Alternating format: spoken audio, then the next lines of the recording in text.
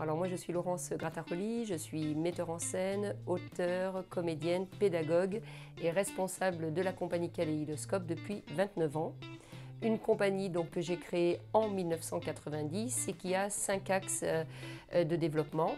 Un axe avec des professionnels du spectacle vivant, un axe en direction des publics amateurs, c'est-à-dire que depuis 30 ans, je milite pour que la culture aille vers les citoyens. Ensuite, il y a un axe à l'international, puisque je trouve que c'est important d'amener soit les professionnels, soit les amateurs à l'international dans des festivals. Un axe de formation, c'est-à-dire depuis 29 ans, la compagnie intervient de partout, autant dans les écoles primaires qu'à l'université, que dans le monde de l'entreprise. Et puis un axe d'insertion, c'est-à-dire depuis 29 ans, j'ai toujours inclus dans mes projets des personnes qui étaient encore plus éloignées de la pratique artistique et culturelle.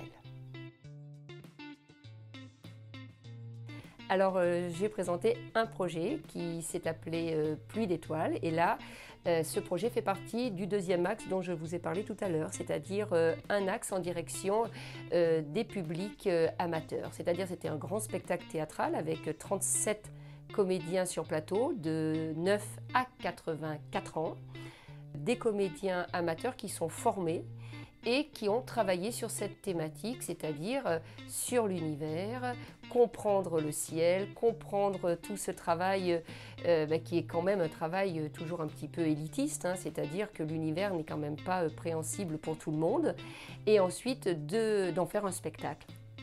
Et voilà, et ce spectacle avait pour but de partir des étoiles pour quand même mieux comprendre notre monde.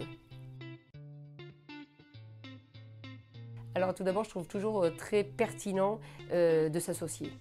Je trouve que si on s'associait plus, les projets pourraient beaucoup plus rebondir. Donc déjà, je trouve que c'est une belle idée d'avoir voulu faire ça. Donc on a pu d'abord être présent sur de la communication. On a pu être présent aussi aux différents ateliers, aux différentes réunions. Ah ben moi, ça me fait rêver, parce que je dis toujours que j'ai les pieds dans le sol et la tête dans le ciel. Donc la Lune est un fait rêver, quand bien même on y est allé il y a 50 ans, je pense qu'elle est encore pourvoyeuse de rêves et de possibles pour l'homme.